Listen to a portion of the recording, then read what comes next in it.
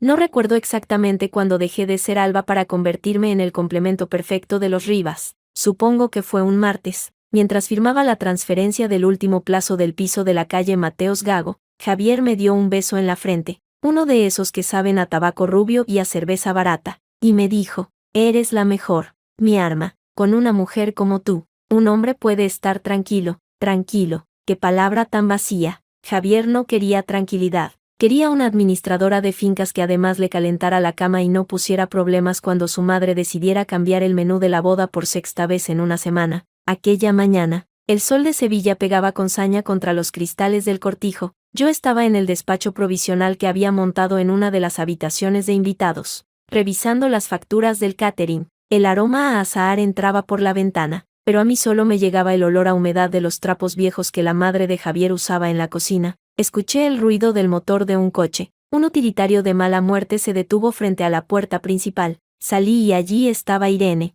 con su hija Lucía en brazos y una sonrisa de suficiencia que ya me resultaba familiar. Alba, cariño, dijo, sin siquiera preguntar si podía pasar. He traído unas cositas para Lucía. Como el piso nuevo es tan grande, pensé que podría quedarse en el despacho. Tú no lo usas tanto ahora que todo está en la nube, ¿no? Miré el equipaje. No eran unas cositas. Eran 2 maletas enormes, una cuna de viaje y una maldita mecedora de madera. Irene, el piso no es nuevo para ti, es mío, y el despacho es donde guardo los archivadores de mi negocio. No hay sitio para una cuna. Ella soltó una risita y pasó por mi lado rozándome con el hombro, como si yo fuera un mueble más en el inventario. ¿Archivadores? Por Dios, Alba, con lo que cobras por una boda, cómprate un trastero. Piensa en Lucía. La niña necesita estabilidad después del divorcio. Javier dice que eres muy comprensiva, así que no me pongas cara de vinagre ahora que estamos a punto de ser familia de verdad. Familia de verdad. Esa era la frase que usaban para chantajearme emocionalmente. Cerré los ojos un segundo, sentí el peso de los 4 años de relación. 4 años de deja que mi madre decida. De Irene lo está pasando mal y de no seas egoísta con tu dinero. Entré detrás de ella. Javier estaba en la cocina, tomándose un cortado mientras veía las noticias deportivas en el móvil. Ni siquiera se giró cuando Irene empezó a clavar tornillos en el suelo de parquet para montar la cuna. Javier, dile a tu hermana que pare, pedí, intentando que mi voz no temblara. Él suspiró, como si yo fuera la causante de un ruido molesto. Se giró con esa lentitud que denota pura pereza y falta de respeto. Alba, por favor, no empieces. Irene se queda hasta que se rehaga. ¿O vas a echar a una madre soltera a la calle? Qué mal quedaría eso de ti. Que eres la organizadora de bodas más famosa de Sevilla. La gente hablaría de que me estáis invadiendo, repliqué, con las uñas clavadas en las palmas de mis manos. Yo compré ese piso, yo pagué la reforma, incluso cambié las tuberías con mi dinero. Javier se levantó, me puso las manos en los hombros y me apretó con fuerza. Esa clase de abrazo que es más una inmovilización que un gesto de cariño. Se inclinó hacia mi oreja y susurró, con ese tono de voz que pretende ser calmado pero que es pura amenaza. Escucha, Alba, el piso es para los dos, ¿vale? ¿Qué más da quien ponga los muebles? Tú tienes tu negocio, tus contactos, eres una mujer moderna. Irene tiene a Lucía y a su pensión de alimentos, que apenas llega para el pan. Si le damos una habitación, ella se siente segura y yo estoy más relajado. Es por el bien de la familia. Y tú quieres una familia, ¿no? Había algo en su forma de decir familia que sonaba a trampa. Me soltó y le dio una palmadita en la mejilla a Irene, que nos observaba con una sonrisa de triunfo. ¿Haz sitio para la niña, Alba?, repitió Javier, volviendo a su café. No seas así. Me quedé allí, en medio de la habitación que yo misma había decorado con tonos neutros y plantas naturales, viendo cómo Irene colgaba unas cortinas de lunares rojos que chocaban con todo lo demás. Era como si estuvieran borrando mi existencia con cada objeto que traían. Por la tarde, llegó doña Carmen. La madre de Javier no camina, avanza como si el suelo de cualquier casa fuera su catedral particular. Iba vestida de negro riguroso, a pesar del calor, y traía consigo el aroma a lavanda barata y a resentimiento. Alba, saludó, sin besarme. He visto lo de las cortinas, muy apropiado para una niña. Por fin alguien pone un poco de alegría en esta casa de muertos que habías montado tú. Buenos días, doña Carmen, respondí, con la mandíbula tan tensa que me dolía. Estábamos organizando el despacho para Lucía. Ya me he enterado, dijo, dejando su bolso de charol sobre la mesa de comedor. Y me parece perfecto. pero lo que no me parece perfecto es el menú que has elegido para la boda. Demasiado fusión, demasiado moderno. En una boda sevillana se come jamón, tortilla de patatas y carne de cerdo. Nada de esos canapés de salmón que parecen medicamentos. Y la música, quiero sevillanas. No ese ruido electrónico que pones tú en tus eventos de ricos. Es mi boda. Doña Carmen, intenté mantener la compostura. He contratado a un DJ que mezcla diferentes estilos. Es la boda de mi hijo, gritó, golpeando la mesa con la palma de la mano. Irene asomó la cabeza desde el pasillo, disfrutando del espectáculo. Y en esta familia, las cosas se hacen como yo digo. Tú puedes ser la experta en bodas ajenas, pero en la tuya, mandamos nosotros. ¿Entendido? Y otra cosa, después de casados, quiero que los domingos vengas a comer. No quiero que mi hijo se quede solo mientras tú andas por ahí con tus amiguitas de la oficina. Javier y yo teníamos planes para los domingos. Mentí. Javier ni siquiera me miraba. Estaba en el sofá, enviando un mensaje de WhatsApp con una sonrisa burlona en los labios. Los planes los cambiamos nosotros, intervino Irene, saliendo del despacho con una caja de mis archivadores en las manos. Javier me prometió que los domingos me ayudaría con la compra, ahora que no tengo coche propio, ¿verdad, hermanito? Javier asintió sin despegar la vista del móvil. Claro, Irene, Alba lo entiende. ¿A que sí, cariño? Me miraron los tres. Doña Carmen con sus ojos de halcón, Irene con su fingida inocencia y Javier con esa indiferencia que duele más que un grito. En ese momento, sentí que me faltaba el aire. No era solo el piso o el menú. Era la absoluta certeza de que para ellos yo no era una persona, sino un recurso, un banco de tiempo y dinero del que podían disponer a su antojo. Está bien, dije, con una voz que no reconocí como mía. Sonó fría, distante. Haremos lo que queráis. Doña Carmen soltó un gruñido de satisfacción y se fue a la cocina a reorganizar los armarios. Irene volvió a sus cajas. Javier se levantó, me dio un beso en la sien y murmuró, así me gusta, Alba, eres una santa, te lo compensaré, te lo prometo. Me soltó y se marchó al bar que gestionaba, dejándome sola con el caos. Me acerqué al espejo del recibidor. Tenía los ojos rojos, pero no había lágrimas, solo un vacío extraño. Saqué el móvil y miré la captura de pantalla de la escritura del piso que había pedido al registro de la propiedad la semana anterior. Mi nombre estaba allí, pero algo en la tipografía de la firma me había parecido raro. Una letra demasiado recta,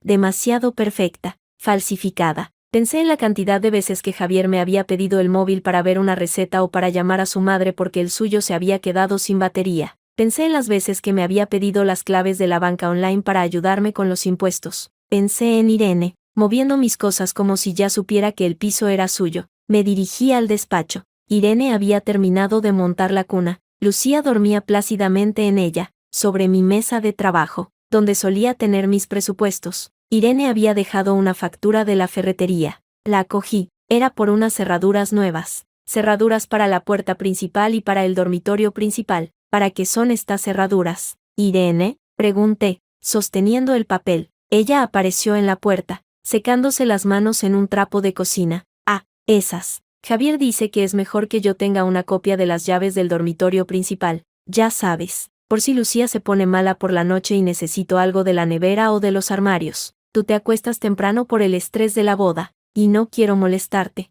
Además, Javier dice que es más seguro que alguien de la familia tenga acceso a todo. Por si acaso ¿qué? Por si acaso te arrepientes, respondió, con una sonrisa que no llegaba a sus ojos. Los matrimonios son largos, Alba, y tú, con tu carácter tan independiente, igual decides largarme de un día para otro. Javier quiere estar cubierto, y yo, como buena hermana, tengo que protegerlo. Sentí que el suelo se movía bajo mis pies. No era una invasión, era una ocupación militar. Me estaban desplazando de mi propia vida. Miré a Lucía, esa niña inocente que usaban como escudo. Sentí una punzada de pena por ella, pero también una oleada de furia que me quemaba por dentro. Irene, dije, con una calma que me sorprendió incluso a mí, quita tus cosas de mi despacho, ahora. Ella soltó una carcajada, un sonido seco, sin alegría. Ahora, cariño, no seas ridícula. Javier ya me dijo que te pondrías así, pero también me dijo que no te hiciera caso,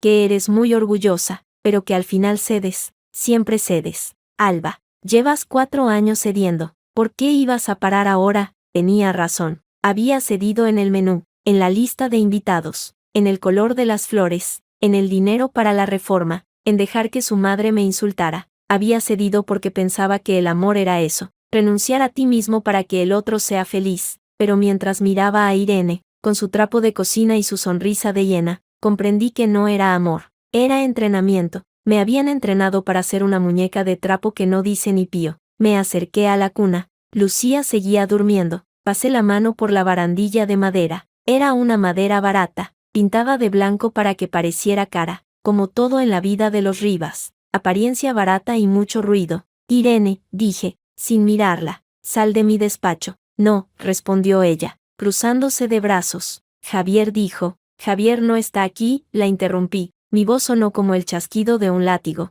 y yo ya no soy la mujer que cree todo lo que Javier dice. Quita tus cosas o las tiro por la ventana, y no me provoques, porque te juro por Dios que esta vez no me importa lo que piense la vecindad de Santa Cruz. Irene parpadeó, sorprendida. No estaba acostumbrada a que le respondieran. Dio un paso atrás, pero solo uno. Su orgullo no se lo permitía. Estás loca, Javier lo va a saber. ¿Y mi madre? Que vengan los dos, la corté. Pero antes, dile a tu hermano que revise bien sus cuentas, porque si vuelve a tocar un euro de mi dinero, no solo le cancelo la boda, le cancelo la vida. Me miró fijamente durante unos segundos que se sintieron eternos. Luego, con un bufido de fastidio, empezó a recoger sus cosas, pero mientras lo hacía, me lanzó una mirada de odio puro. Te arrepentirás, Alba. Los Rivas somos así, nos pegan, pero no nos sueltan, y menos a una gallina de los huevos de oro como tú. Se fue arrastrando los pies, dejando el despacho en un desorden total. Me quedé sola, me senté en el suelo, junto a la cuna. Lucía se removió, pero no despertó. Saqué el móvil de nuevo, abrí la aplicación del banco, miré el saldo, miré los movimientos de los últimos meses. Allí estaba, transferencias a una gestoría que no reconocía, pagos de facturas de luz y agua a nombre de Irene en una dirección que no era la mía, y una última transferencia, hace 3 días. Por una cantidad redonda que coincidía exactamente con el impuesto de transmisiones patrimoniales de un piso de las características del mío. No era un error, era un plan que habían estado ejecutando a mi espalda mientras yo elegía centros de mesa y probaba tartas de bodas. Me levanté, caminé hasta el baño del cortijo, me miré al espejo. Ya no había rastro de la novia radiante de las fotos de Instagram, solo había una mujer de 32 años que se había pasado la vida organizando la felicidad de otros y que, por primera vez, sentía el deseo irrefrenable de organizar su propia venganza, pero no sería una venganza de gritos ni de escenas en público, sería una venganza de profesional, una venganza de registros mercantiles, de denuncias ante la Guardia Civil y de contratos incumplidos. Sería una venganza legal, fría y definitiva. Sonreí, fue una sonrisa pequeña, apenas un tic en la comisura de los labios, pero en mis ojos, por primera vez en meses, brilló algo que no era tristeza. Era determinación. Mañana, susurré a mi reflejo, todo va a cambiar. Y mientras el sol empezaba a ocultarse tras los olivos y el aire de la tarde traía el eco de las campanas de la Giralda, supe que el silencio que se avecinaba en la familia Rivas sería mucho más ensordecedor que cualquier grito, porque el cordero había dejado de pastar y había empezado a contar los dientes de los lobos. Y los lobos, queridos lobos, no tenían ni idea de que ya estaban dentro del matadero. Salí del baño. Irene estaba en el salón, hablando por teléfono con alguien, probablemente con Javier. Me miró de reojo. Yo pasé por su lado sin decir nada. Me dirigí a la cocina, donde doña Carmen removía una olla con una cuchara de madera. ¿Ya has terminado de hacer el idiota con Irene?, preguntó sin mirarme. Sí, doña Carmen, respondí, con una educación que me supo a veneno. Mañana hablaremos del menú, pero le advierto algo, si vuelve a tocar mis cosas, la próxima vez no hablaré con usted, hablaré con mi abogada. Se quedó quieta, la cuchara de madera se detuvo en el aire, lentamente, se giró para mirarme, sus ojos, generalmente llenos de desprecio, mostraban una chispa de algo nuevo. ¿Respeto? ¿Miedo? No lo sabría decir, pero ya no me importaba. Estás nerviosa por la boda, Alba, dijo, con un tono ligeramente menos autoritario. No sabes lo que dices. Sé exactamente lo que digo, repliqué, abriendo la nevera y sacando una botella de agua fría. Y mañana, todos lo sabrán. Descanse, doña Carmen. Va a necesitar energía para lo que viene. Me fui a mi habitación. Cerré la puerta con llave y me tumbé en la cama. No encendí la luz. Me quedé a oscuras, escuchando los ruidos de la casa, las voces de Irene y doña Carmen discutiendo en voz baja. El eco de los pasos de Javier cuando llegó horas después, borracho y cantando viejas canciones de la Polonia. Pensé en el piso, en mi dinero, en mis 4 años de vida regalada, y pensé en el micrófono que usaría al día siguiente, no el de la ceremonia, sino el de mi propia voz, que hasta ahora había mantenido en un susurro. Mañana, el cortijo no sería el escenario de mi rendición, sería el escenario de mi resurrección, y los Rivas, con toda su arrogancia y su sentido de la propiedad, iban a aprender, de la manera más dura, que hay cosas que no se pueden comprar ni robar, como la dignidad de una mujer que ha dicho basta. Cerré los ojos, por primera vez en semanas, dormí profundamente, soñé con números, con firmas y con un juez que golpeaba un mazo de madera con una fuerza que hacía temblar los cimientos del cortijo, y en ese sueño, yo no lloraba, yo sonreía. Fin del primer capítulo, o quizás, principio del fin para ellos. Me desperté con el sonido de una gota de agua cayendo en la pila del baño. El cortijo estaba en silencio, pero no era un silencio de paz. Era el silencio de las fieras antes de salir de casa. Miré el reloj. Las 6 de la mañana. En otras circunstancias, habría saltado de la cama para supervisar el montaje de las flores. Pero ese día solo me quedé quieta, sintiendo como la sangre circulaba por mis venas con una lentitud que me recordaba que aún estaba viva. Escuché pasos en el pasillo, pesados, arrastrados. Doña Carmen. Luego, la voz aguda de Irene. Madre, ¿has visto el vestido? Lucía ha vomitado un poco de leche en el dobladillo, pero lo he limpiado con bicarbonato. No se nota nada. Esa niña es un desastre, pero el vestido te sienta bien, respondió la madre de Javier. Más te valdría estar buscando a un hombre de verdad en lugar de vivir de las migajas de tu hermano. Javier me mantiene a mí y a la niña porque sabe que Alba tiene de sobra. Además, el piso ya es legalmente mío. Si Javier se cansa de ella, siempre tendré un techo. Me incorporé de golpe, el colchón crujió. Las voces se cortaron de repente, un segundo de silencio, y luego el sonido de unas zapatillas alejándose a toda prisa. Irene se había ido, pero sus palabras seguían ahí, flotando en el aire rancio de la habitación. Legalmente mío. Me vestí sin prisas, pantalón de lino negro, camisa blanca, nada de encajes, nada de simbolismos. Bajé a la planta baja. En el salón principal, Irene estaba frente al espejo de cuerpo completo con un vestido que me dejó sin aliento por lo obsceno. No era marfil, no era hueso roto, era blanco, blanco puro, con una cola que arrastraba polvo y un escote que dejaba poco a la imaginación. La miré fijamente, ella me vio por el rabillo del ojo y se giró con una sonrisa de satisfacción que le arrugaba la nariz. Alba, cariño, ¿verdad que queda precioso? Javier dice que debería ser yo la que me case hoy, con lo bien que me sienta el blanco. Tú estás un poco pálida. ¿Has dormido mal? Me acerqué a ella. No dije nada durante unos segundos. Solo la observé, como si fuera un insecto bajo una lupa. ¿Dónde has conseguido ese vestido, Irene? Ella se encogió de hombros y se retocó el pelo. Unas ondas que le habían costado una fortuna que yo, indirectamente, había pagado. Me lo regaló Javier. Dice que es para celebrar, bueno, ya sabes, el tema del piso. Me dijo que te lo dijera después de la ceremonia. Pero no puedo guardarme un secreto así. Es nuestro, Alba, legalmente mío. Usaron tus ahorros, claro, pero la escritura está a mi nombre desde hace 3 semanas. Fue idea de tu querido novio. Dice que tú eres fuerte y yo tengo a Lucía. Es lo justo. Sentí un pitido en los oídos. 3 semanas. Recordé aquellos días en los que Javier me decía que tenía que ir a la gestoría a solucionar un problema con el IVA del bar. Recordé cómo me pedía mi firma en unos papeles diciendo que eran prórrogas de licencias. Mi pulso no tembló, mi voz salió con una frialdad que ni yo misma me conocía. 3 semanas, ¿y la firma? Irene soltó una risita burlona, se acercó a mí y me tocó el hombro con un dedo largo y pintado de rojo. Ay, Alba, no seas ingenua. Javier la falsificó, dice que tienes una letra muy fácil de imitar.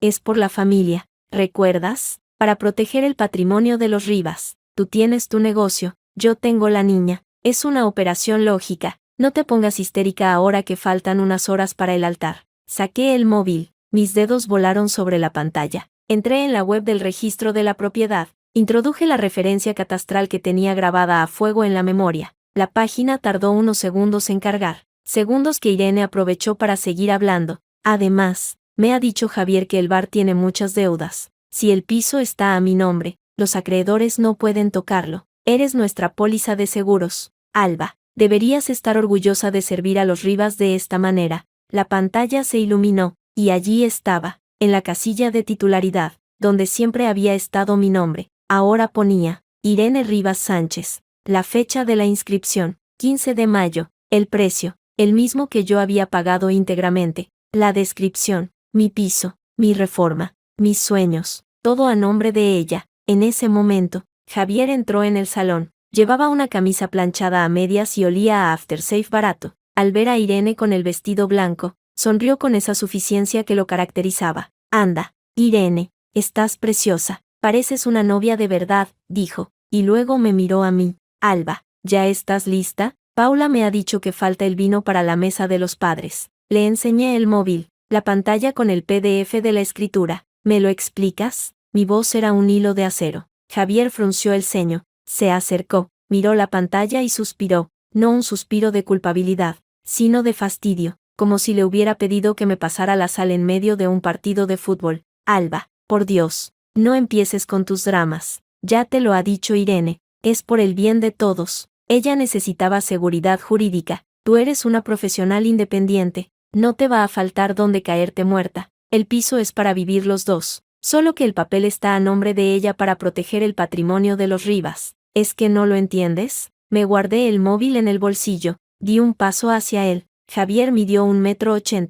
Yo apenas llegaba al 1,60 m, pero en ese momento, él retrocedió. ¿Proteger el patrimonio de los Rivas con mi dinero? Repetí, articulando cada palabra con claridad. Me has falsificado la firma, Javier. Él se pasó la mano por el pelo, nervioso. Miró a Irene, que nos observaba con los brazos cruzados, disfrutando del espectáculo. Falsificado es una palabra muy fea, Alba. Es un préstamo, un trámite, y después de la boda, te prometo que tendrás tu espacio, cuando Irene se haya recuperado emocionalmente. Piensa en Lucía. Esa niña necesita estabilidad. ¿O vas a ser tan egoísta como para dejarla en la calle después de todo lo que hemos hecho por ti? ¿Lo que habéis hecho por mí? Mi risa sonó como el cristal al romperse. Me has robado mi casa. Me has mentido durante semanas y me has puesto a tu hermana, que lleva un vestido blanco el día de mi boda, como una maldita parodia de novia, en mi propia casa. Es por la familia, gritó Javier, dando un puñetazo en la mesa.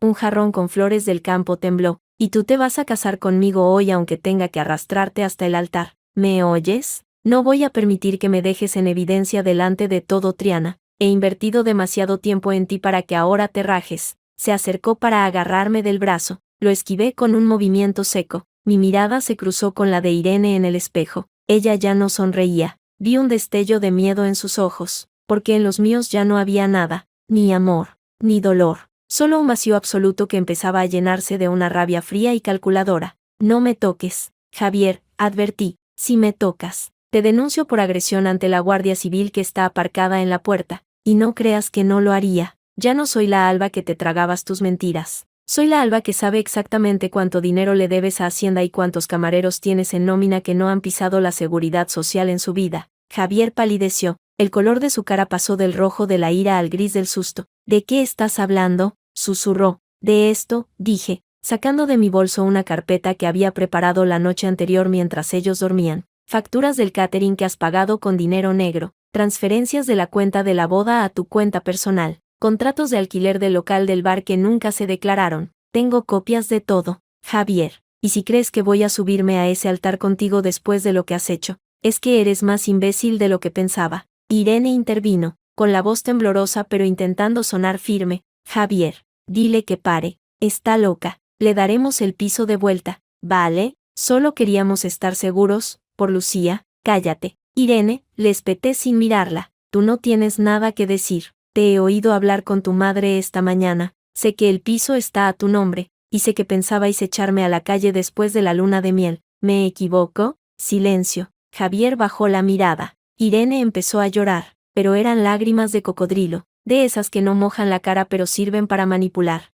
Alba, por favor, suplicó Javier, adoptando un tono de voz infantil. Es el día de nuestra boda, no hagas una escena, podemos arreglarlo, te devolveré el dinero, te lo juro por mi madre. Tu madre, dije, mirando hacia la cocina donde doña Carmen escuchaba todo detrás de la puerta, es la que os ha envenenado la cabeza, pero ya no importa. He terminado, saqué mi tableta del maletín, la encendí, abrí el programa de gestión de eventos que yo misma había diseñado para mi empresa. Con 2 clics, Cancelé la orden de entrega del catering, con otros 2. Corté el suministro de la barra libre. Los proveedores recibirían un mensaje automático en cuestión de minutos. Evento cancelado por orden de la organizadora principal. No proceder al montaje. ¿Qué has hecho?, preguntó Javier, viendo mis dedos moverse sobre la pantalla. He cancelado mi boda, respondí, guardando la tableta. Y ahora, voy a cancelar mi vida contigo. Pero antes, tengo que decirle algo a toda esa gente que está empezando a llegar y que no sabe que están a punto de comer en una casa de ladrones. Me dirigí hacia el patio central donde se iba a celebrar la ceremonia. Javier intentó sujetarme de la muñeca. Esta vez, no me solté con delicadeza. Me giré, le clavé las uñas en la mano con tanta fuerza que le hice sangre, y le miré a los ojos con una intensidad que lo paralizó. Suéltame ahora mismo, o te arranco la firma de la escritura con los dientes. Sí sé. Javier me soltó, mirando la sangre en su palma como si no pudiera creer lo que estaba pasando. Irene se acercó a él, sollozando, con el vestido blanco arrugado. ¿Qué hacemos, Javier? ¿Qué hacemos? Callaos los dos, dije sin girarme, y preparaos, porque lo que viene no es una boda, es un entierro, el entierro de vuestra reputación y de vuestra codicia, y yo voy a ser la directora de orquesta. Seguí caminando hacia el estrado donde me esperaba el micrófono. El sol ya empezaba a calentar demasiado. Los primeros invitados asomaban por el jardín, saludándome con la mano, sonriendo, ignorantes de que el suelo sobre el que pisaban acababa de convertirse en cenizas. Me detuve junto al micrófono, miré hacia atrás. Javier estaba pálido. Irene se tapaba la cara con las manos, y de la puerta de la cocina había salido doña Carmen, con el delantal lleno de harina, con una expresión de puro terror en el rostro. Sabía que lo que iba a hacer a continuación no tenía vuelta atrás. Sabía que mi carrera como organizadora de bodas en Sevilla podría terminar esa mañana, pero también sabía que mi alma, mi dignidad y mi dinero iban a volver a mí, y eso valía cualquier precio. Pulsé el interruptor del micrófono. Sonó un pequeño chirrido que captó la atención de los invitados. Javier dio un paso adelante, extendiendo las manos en un gesto de tranquilidad, pero yo no buscaba tranquilidad, buscaba la verdad, y la verdad, en el fondo, es lo único que no se puede falsificar. Por mucho que intentes imitar una firma, señoras y señores, empecé a decir, con una voz que resonó en el cortijo con una claridad que me sorprendió incluso a mí, tenemos un cambio de última hora. Y mientras Javier negaba con la cabeza, mientras Irene se hundía en el suelo y mientras doña Carmen intentaba abrirse paso entre los invitados para callarme,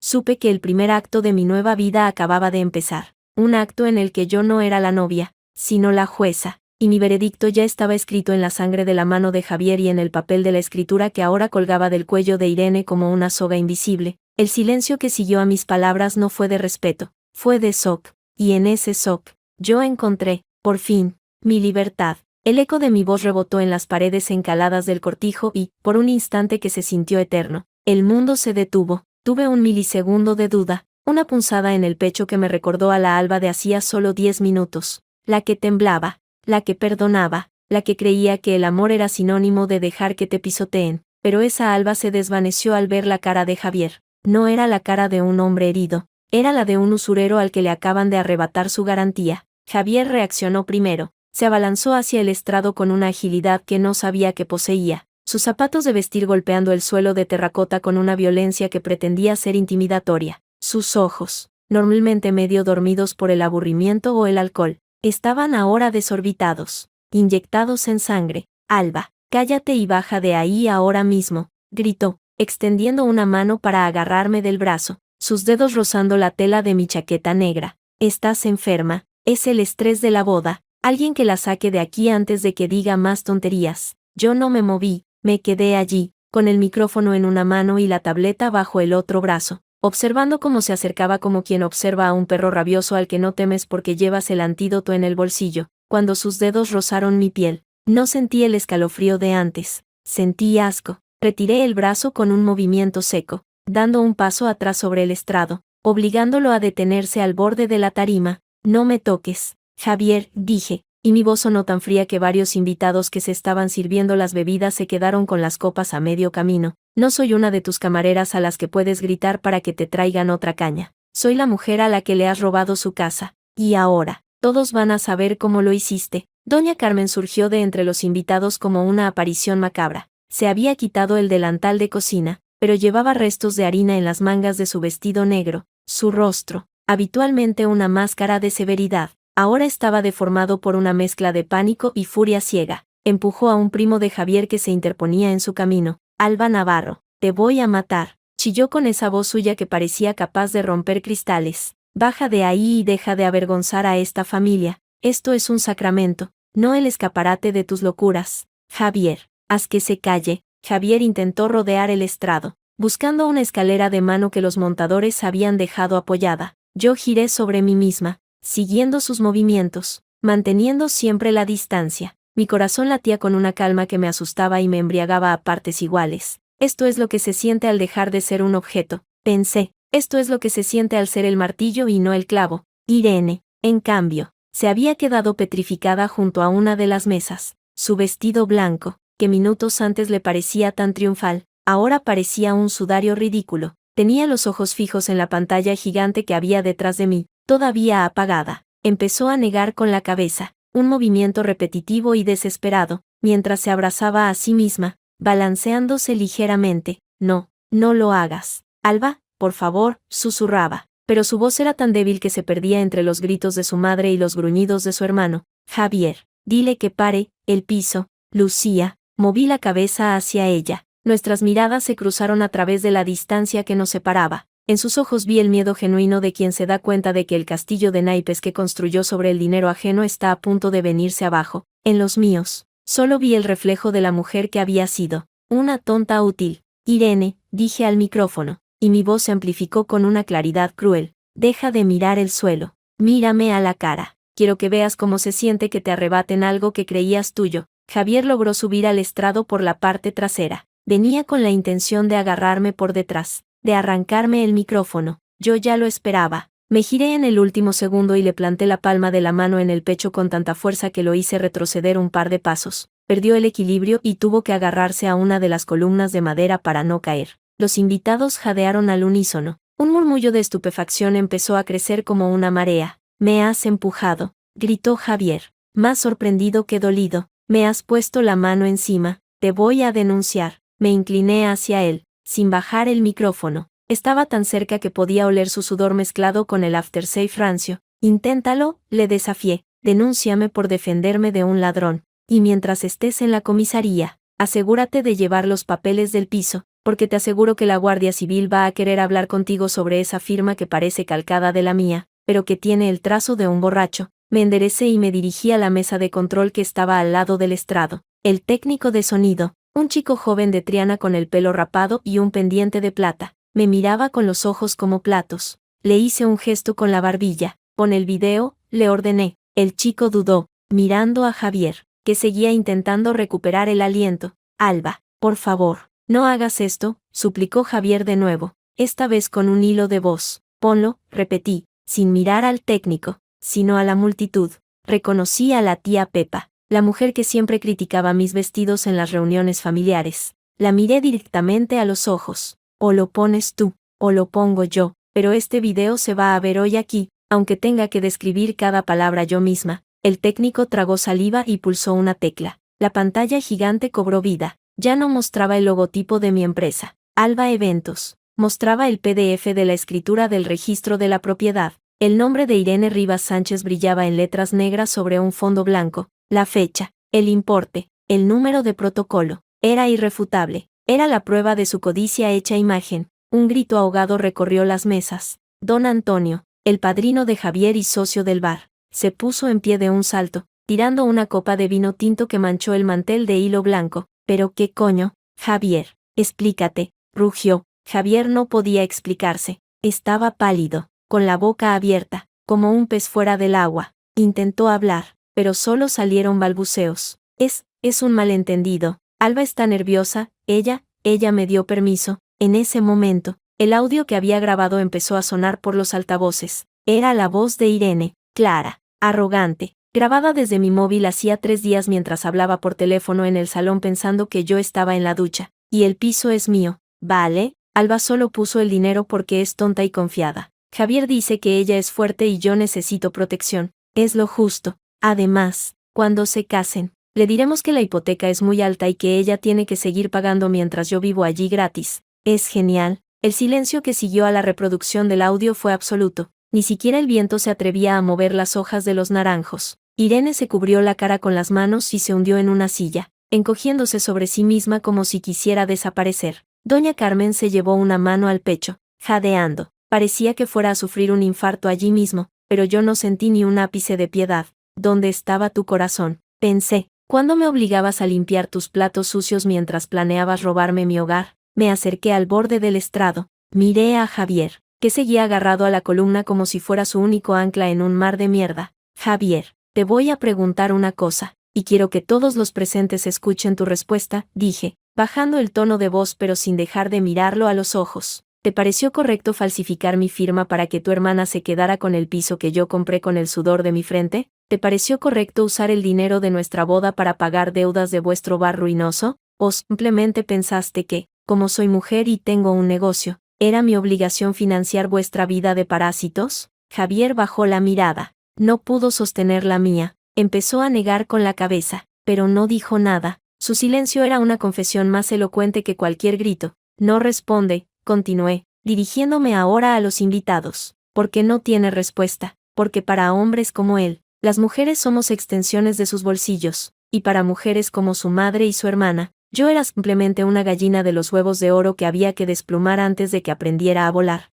Doña Carmen, recuperando parte de su veneno a pesar del shock, dio un paso adelante, señalándome con un dedo tembloroso. Esto es una conspiración, chilló. Tú siempre has querido destruir a esta familia. Eres una interesada. Nadie te creerá. Javier es un hombre honrado. Me reí. Fue una risa corta, seca, sin alegría. Salté del estrado con una agilidad que me sorprendió. Aterricé frente a ella, tan cerca que ella tuvo que inclinar la cabeza hacia atrás para mirarme. Honrado, susurré, lo suficientemente alto para que los de las primeras mesas lo oyeran. Tu hijo es un ladrón y un falsificador. Y tú eres la arquitecta de esta farsa. ¿Cuántas veces me dijiste que una mujer debía obedecer? ¿Cuántas veces me humillaste por querer tener mi propio dinero? Pues toma, Carmen, aquí tienes tu obediencia. ¿Te gusta cómo sabe? Me giré hacia los proveedores que estaban en un lateral, esperando instrucciones. El del catering, un hombre corpulento de Lebrija, me miró con respeto. Pepe, cancela la comida.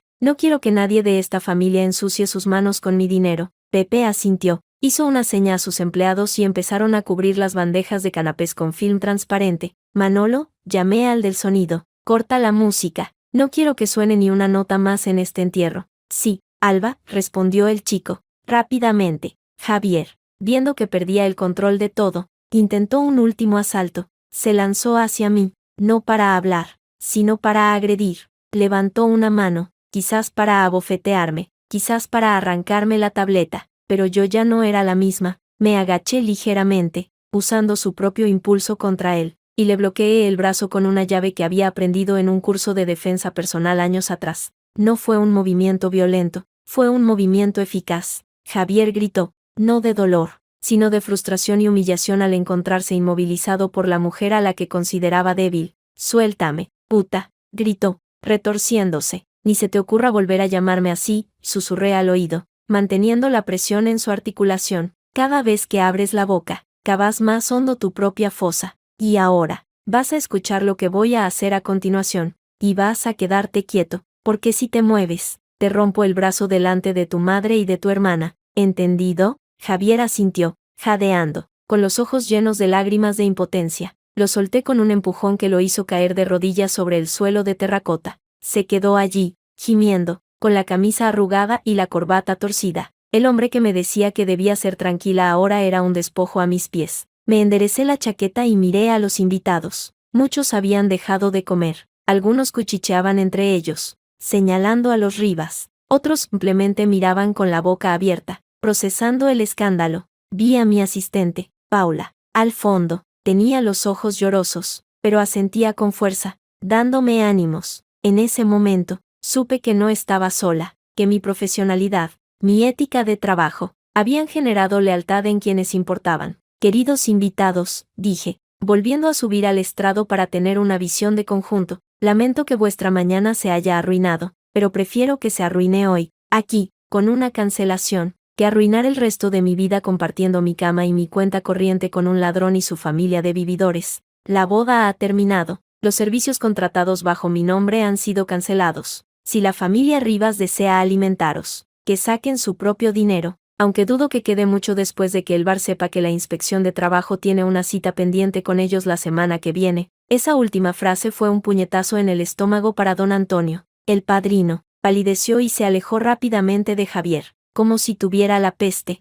La red de complicidades y silencios que protegía a los Rivas acababa de romperse en 1000 pedazos. Irene empezó a llorar a gritos, un llanto histérico y estridente que pretendía ser el de una víctima, pero nadie se acercó a consolarla. Su madre estaba demasiado ocupada intentando que Javier se levantara, susurrándole insultos por haber sido tan incompetente como para dejarse pillar. Me quité los zapatos de tacón. No los necesitaba para caminar sobre los escombros de su mundo. Bajé del estrado por las escaleras delanteras. Pasé por delante de Javier, que seguía de rodillas. No me miró. Pasé por delante de Irene, que me tendió una mano suplicante. La ignoré. Pasé por delante de doña Carmen, que me escupió al pasar. El escupitajo cayó en mi hombro. Me detuve. Me giré lentamente. Saqué un pañuelo de seda de mi bolsillo. Limpié el escupitajo con una calma insultante y lo tiré a la basura que había junto a una de las mesas. Eso, dije, mirando a Carmen a los ojos, es lo que pienso de tu familia. Basura. Salí del cortijo. El sol de la mañana me cegó por un segundo. Detrás de mí, oía el caos, los gritos de doña Carmen, los sollozos de Irene, las excusas balbuceantes de Javier intentando retener a los invitados que ya se marchaban, pero todo sonaba lejano, como si viniera de otra dimensión. Me dirigí a mi coche, un utilitario discreto que había pagado con mi primer sueldo. Paula corrió tras de mí. Alba, ¿estás bien? Dios mío, lo que has hecho ha sido increíble, pero, ¿y la boda? ¿Y tu reputación? Me detuve junto al coche y la miré, por primera vez en mucho tiempo. Sonreí de verdad, una sonrisa pequeña, pero real. Paula, la boda era una farsa. Mi reputación no se basa en casarme con un Rivas, sino en ser la mejor en mi trabajo, y hoy he demostrado que soy tan buena organizando una cancelación como una boda. Llama a todos los proveedores, diles que se retiren, que facturen a Javier Rivas por los gastos de montaje, si es que se atreve a reclamar, y luego, tómate el día libre, te has ganado el sueldo de un mes solo por no desmayarte ahí dentro. Paula asintió, todavía conmocionada, pero con un brillo de admiración en los ojos. Se fue corriendo a cumplir mis órdenes. Me subí al coche, miré por el retrovisor. En la puerta del cortijo, Javier apareció, despeinado, con la camisa fuera del pantalón. Me miraba con una mezcla de odio y desesperación. Empezó a correr hacia el coche, gritando mi nombre. Alba, espera. Podemos arreglarlo, te devolveré el dinero, te lo juro, no te vayas. Arranqué el motor. El rugido del vehículo ahogó sus gritos. Metí la primera y pisé el acelerador. Las ruedas levantaron una nube de polvo fino, por el espejo retrovisor. Vi cómo Javier se detenía en medio del camino, encorvado, diminuto, mientras el polvo lo envolvía como un sudario. Su mundo se estaba desmoronando y yo me alejaba de los escombros. Conduje sin rumbo por las carreteras secundarias de Sevilla. No lloré, no sentí alivio inmediato, sentí una claridad mental absoluta. El proceso de duelo por la mujer que fui había sido instantáneo, quirúrgico. En su lugar, había nacido una Alba que no pedía permiso, que no buscaba aprobación y que sabía exactamente cuánto valía su trabajo y su dignidad. Sabía que lo que venía no sería fácil, sabía que los Rivas intentarían contraatacar, que usarían su red de contactos para difamarme, pero también sabía que yo tenía la verdad de mi lado, y que en el mundo de los negocios, la verdad, bien presentada, es el arma más letal que existe. Llegué a mi oficina en el centro de Sevilla. El edificio de piedra antigua olía a incienso y a café recién hecho. Subí las escaleras. Al entrar en mi despacho, el silencio era reconfortante. Me senté en mi silla de cuero, frente a los planos de futuros eventos. Saqué mi tableta. Abrí el archivo que contenía toda la información financiera de Javier y del bar. Facturas falsas, transferencias ocultas, nóminas fantasma. Tenía meses recopilando pruebas sin saber que las usaría para esto. Marqué el número de mi abogada. Sonsoles, contestó al segundo tono, con esa eficiencia que la caracterizaba. Alba, ¿todo bien? ¿No deberías estar en el cortijo? Sonsoles, dije, y mi voz sonó firme, profesional. La boda se ha cancelado. Necesito que interpongas una demanda por usurpación, falsedad documental y fraude contra Javier Rivas e Irene Rivas. Tengo las pruebas en el correo que te acabo de enviar. Además, Quiero que prepares un dossier con toda la información financiera del bar El Rincón de Javi y lo envíes a la Inspección de Trabajo y a Hacienda, que empiecen el lunes. Hubo un silencio al otro lado de la línea. Luego, una risa seca y satisfecha. Alba, siempre supe que tenías agallas. Prepárate, porque cuando esto salga a la luz, los Rivas van a desaparecer del mapa de Sevilla. ¿Estás segura? Más segura que nunca, respondí. Que empiece el desmantelamiento. ¿Y Sonsoles? Gracias por no preguntar si estoy bien. Prefiero que te centres en hundirlos legalmente. Cuenta con ello. Hablamos el lunes con los primeros escritos. Colgué el teléfono. Me recliné en la silla y cerré los ojos. El silencio de mi oficina era el opuesto al caos del cortijo. Era un silencio de poder, un silencio de control. Al cabo de una hora, el móvil empezó a vibrar sobre la mesa. Era Javier. Llamada tras llamada, mensajes de WhatsApp inundando la pantalla. Alba, por favor, contesta. Mi madre está fatal. Irene no deja de llorar. El bar va a cerrar. Te necesito, cariño. He sido un idiota. Te amo. Te compensaré todo el dinero. Podemos irnos a vivir a otro sitio, lejos de ellos. Alba, si no me ayudas, estoy acabado. La gente se está riendo de nosotros en todo Triana. Por favor, ten piedad. Leí los mensajes uno por uno. No sentí nada, ni rabia, ni lástima, solo una curiosidad morbosa por ver hasta dónde llegaba la desesperación de un hombre que nunca había tenido que enfrentarse a las consecuencias de sus actos. Esperé a que dejara de llamar. Cuando el silencio volvió a reinar, escribí un único mensaje de respuesta. No fue una explosión de ira, sino una sentencia fría y definitiva. Asterisco Javier, no me llames nunca más, no me escribas, no te acerques a mi oficina ni a mi casa. Todo lo que tenías de mí, incluida mi paciencia,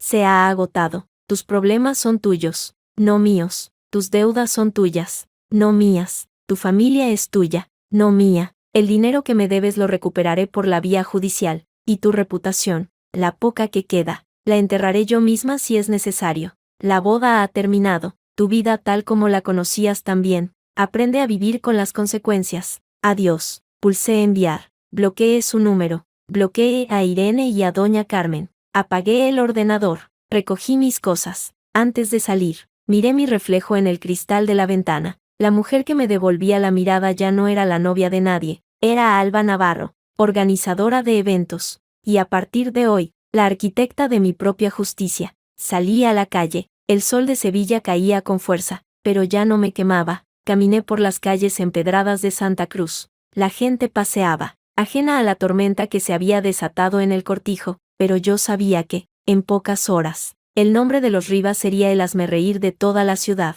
y yo, lejos de ser la víctima, sería recordada como la mujer que, con un micrófono y una tableta, derribó un imperio de mentiras. Llegué a la Plaza de España, me senté en un banco de azulejos, saqué un cuaderno y empecé a escribir, no un diario de penas, sino una lista de objetivos. Primero, recuperar el piso. Segundo, asegurar que el bar cierre. Tercero, expandir mi negocio a Málaga, lejos del lastre de esta familia. Cuarto, nunca volver a permitir que nadie confunda mi amabilidad con debilidad. Mientras escribía, un grupo de turistas pasó cantando una canción de flamenco. Sus voces alegres llenaban el aire. Sonreí, por primera vez en 4 años. Mi sonrisa coincidía con lo que sentía por dentro. No era una sonrisa de felicidad tonta, sino de soberanía, de saber que, pase lo que pase, yo era la dueña de mi destino. El teléfono vibró una vez más. Era un mensaje de Paula. Decía, Alba, acabo de hablar con 3 proveedores. Nadie quiere saber nada de los Rivas. Dicen que si no pagas tú, no trabajan para ellos. Javier está intentando que su madre pague, pero ella está llorando en la cocina. El cortijo está vacío. Solo quedan ellos 3. ¿Necesitas algo? Respondí con brevedad. Nada, que se pudran en su propia mierda. Nos vemos el lunes para empezar con los nuevos proyectos. Buen fin de semana, Paula. Guardé el móvil, cerré el cuaderno, me levanté del banco. El sol empezaba a teñir el cielo de un naranja profundo. El día de mi boda fallida llegaba a su fin, pero el primer día de mi vida real acababa de comenzar. Los Rivas podían quedarse con sus mentiras, su bar ruinoso y su piso mal habido. Yo me quedaba con mi libertad, mi dinero y, lo más importante, con el respeto que me debía a mí misma. Y eso, pensé mientras caminaba hacia el futuro, no tenía precio. El silencio de la cancelación se había convertido en el rugido de mi renacimiento, y este rugido Se lo prometí a las estrellas que empezaban a asomar. No iba a parar hasta que la justicia fuera total. El lunes por la mañana, el aire en el despacho de Sonsoles Carvajal olía a café recién molido y a perfume caro. Sonsoles no era una mujer de medias tintas. Su oficina, en un edificio de piedra oscura cerca de la Plaza de la Magdalena, parecía un búnker de batalla legal. Cuando entré, ella ni siquiera levantó la vista de los papeles. Llevaba unas gafas de pasta negra que le daban un aire de halcón depredador. Siéntate, Alba, y deja de mirar el móvil. Javier te ha llamado 23 veces desde las 8 de la mañana. Si vas a ponerte nerviosa cada vez que suene un tono, no llegaremos a ningún lado, dijo, subrayando un párrafo con una pluma roja que parecía un estilete. Me senté en la silla de cuero frente a su mesa. Mis manos, que el sábado temblaban, ahora estaban quietas sobre mi bolso. Miré a Sonsoles. Tenía el expediente abierto, mi compraventa original, las transferencias bancarias, las facturas de la reforma del piso y, por supuesto, la escritura falsa. He revisado todo el fin de semana, continuó Sonsoles, quitándose las gafas y clavándome una mirada que no admitía réplicas. La falsificación de tu firma es de manual. Un niño de 5 años con un rotulador la detectaría, pero lo que me preocupa no es el piso, sino el agujero negro financiero que es el bar El Rincón de Javi. ¿Sabías que llevan 3 años declarando pérdidas mientras remodelan la terraza cada 6 meses? Javier siempre decía que el bar era su orgullo, respondí, con una voz que sonó más cansada de lo que me gustaría. Supongo que su orgullo se financiaba con mi tarjeta de crédito y con el dinero negro de los camareros que no daba de alta. Sonsoles soltó una risa seca, sin humor. Orgullo de pedigüeño, he preparado la demanda por usurpación, falsedad documental y fraude. La presentaremos hoy mismo, pero lo que va a hundirlos de verdad no es el juez de lo civil, sino el informe que he mandado esta mañana a la Inspección Provincial de Trabajo y Seguridad Social. He adjuntado las nóminas que me diste, las facturas de los proveedores de la boda que pagaban en B y las transferencias sospechosas. Si Hacienda les cae encima, no solo perderán el bar, sino que irán a la cárcel por la vía penal. Sentí un escalofrío recorrerme la espalda, pero no era miedo, era una especie de euforia gélida. Imaginé a Javier, con su sonrisa de suficiencia, intentando explicarle a un inspector de Hacienda por qué había pagado 10.000 euros en efectivo a un proveedor de flores el mismo día que sacaba dinero de mi cuenta para la gestoría de Irene. ¿Y la madre?, pregunté. Doña Carmen parece creer que su apellido la pone por encima de la ley. La madre es la instigadora moral, pero legalmente es un parásito más. Aunque tengo algo que puede interesarle. El contrato de alquiler del local del bar está a nombre de una sociedad fantasma que Javier creó hace 2 años. Si la sociedad quiebra, ella se quedará en la calle, porque la casa de Santa Cruz está hipotecada hasta las vigas para pagar los caprichos de Irene, hablando de la cual, Sonsoles sacó un papel de otro expediente. He solicitado la medida cautelar para la recuperación del piso. Como hay indicios de delito,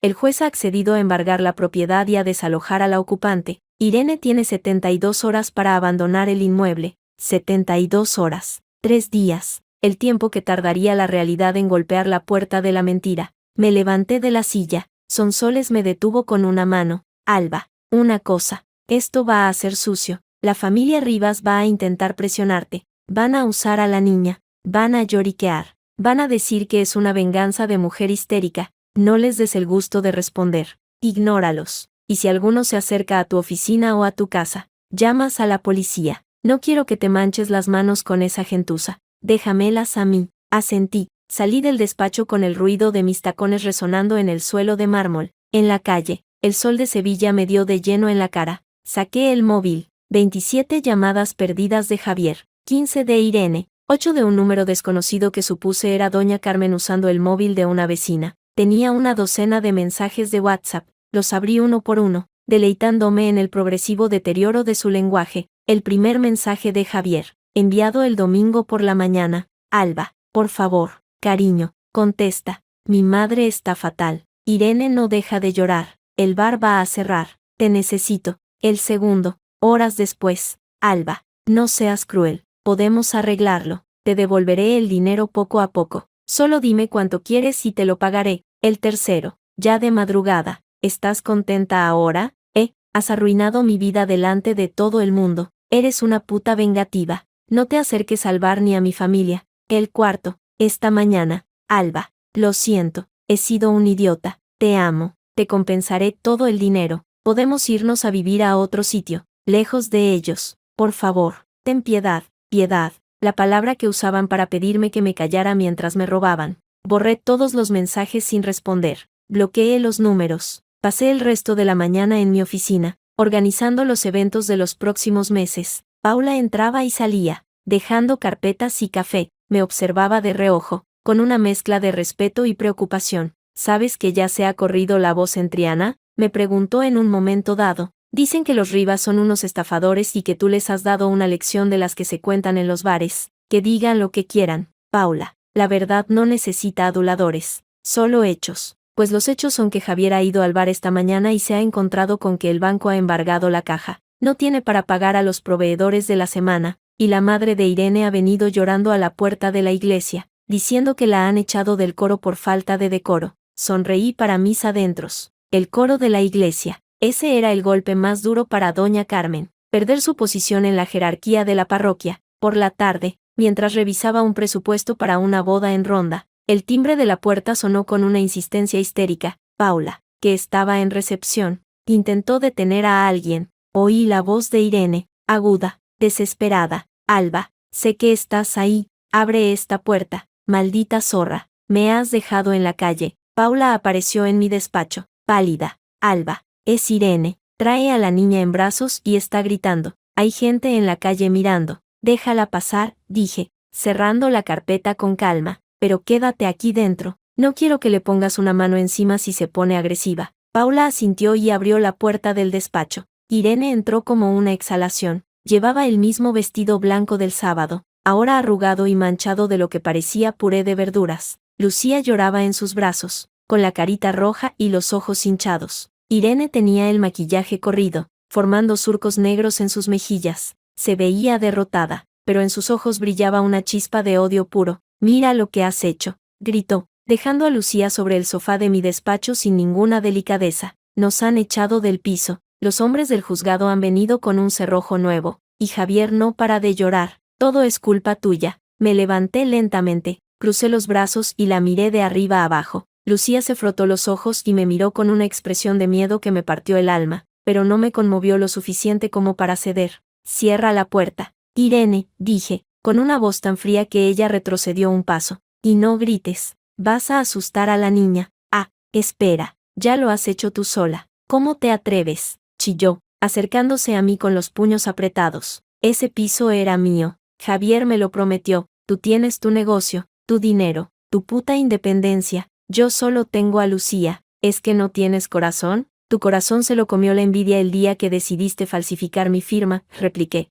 dando un paso hacia ella. Y no me hables de Lucía. Usas a esa niña como un escudo emocional para justificar tu parasitismo. ¿Sabes qué es lo que más me duele de todo esto, Irene? No el dinero. Es haberte dejado entrar en mi casa, haberte dejado tocar mis cosas, haberte creído cuando decías que eras mi familia, pero ya no. Ahora eres una ocupante ilegal y una cómplice de un delito, y si no sales de mi oficina en los próximos 30 segundos, llamaré a la Guardia Civil y te denunciaré por allanamiento de morada y por poner en peligro el bienestar de una menor al traerla a un lugar donde estás generando un conflicto violento. Irene se quedó boquiabierta, miró a Paula, que asentía con gravedad desde la puerta, miró a Lucía, que se había quedado quieta, observándonos con esos ojos grandes y asustados. Por primera vez, Irene pareció comprender que ya no estaba ante la Alba sumisa que le hacía sitio en el armario. Estaba ante una mujer que tenía el poder legal y el dinero para destruirla por completo. Alba, por favor, susurró,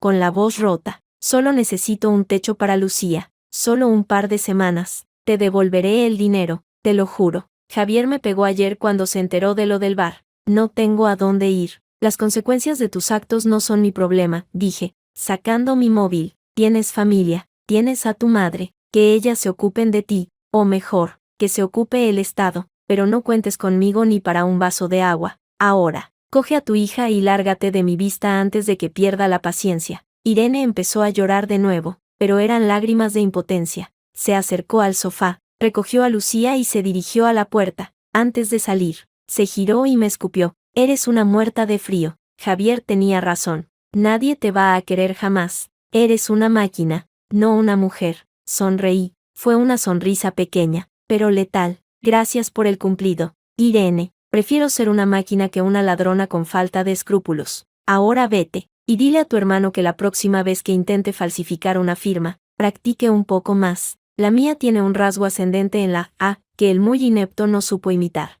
Cerré la puerta tras ella. El eco de la puerta al chocar con el marco sonó como un disparo en la habitación. Paula soltó el aire que estaba conteniendo. Dios mío, Alba, ¿cómo puedes estar tan tranquila? Esa mujer está destrozada, Paula. Esa mujer intentó robarme mi casa y usó a su hija para manipularme, respondí, volviendo a mi silla. Si está destrozada es porque el castillo de naipes que construyó sobre mi dinero se ha caído. No es mi responsabilidad salvar a quienes intentaron hundirme. Ahora, ¿podemos volver al presupuesto de ronda? Tengo una empresa que dirigir y una vida que reconstruir, y ninguna de las dos cosas incluye a los Rivas. Paula asintió, todavía impactada, pero volvió a su mesa. Yo miré por la ventana. En la calle, Irene caminaba con Lucía en brazos, alejándose bajo el sol. No sentí nada, ni triunfo, ni pena, solo una limpieza absoluta, como si hubiera borrado un virus de mi ordenador. El sistema funcionaba mejor sin él. Una hora después, el móvil volvió a vibrar. Esta vez era un número fijo.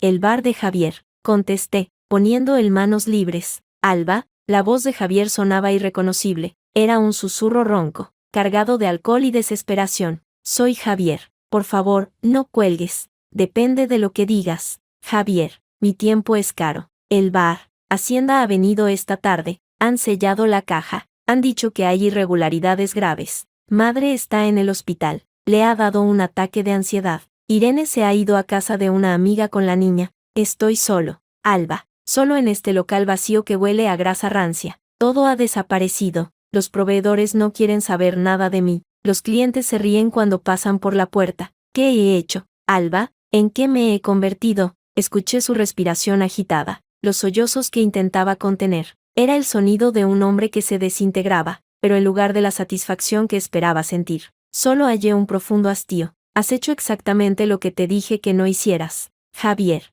me subestimaste, creíste que porque soy mujer y porque te amaba, podías jugar con mi vida. Has cosechado lo que sembraste, soledad y ruina. No esperes que me apiade de ti. La Alba que te amaba murió el sábado en el cortijo. La que habla contigo ahora es tu acreedora y tu verdugo legal. Y te aseguro que no descansaré hasta que pagues cada céntimo que me robaste y cada día de cárcel que merezcas por falsificar documentos. Alba, por el amor de Dios, te amo, siempre te he amado. Solo tuve un momento de debilidad con Irene. Su voz era un lamento lastimero. No me amabas, corté, me usabas. Y yo te permití usarme hasta que me quitaron hasta la dignidad. Eso se ha terminado. No vuelvas a llamarme. No vuelvas a acercarte a mi oficina. Si lo haces, presentaré una orden de alejamiento, y si intentas contactar con mis clientes para difamarme, te enterraré tan hondo que ni la inspección de trabajo te encontrará. ¿Está claro? Silencio al otro lado, solo el sonido de su respiración entrecortada. Claro, susurró finalmente. Está claro.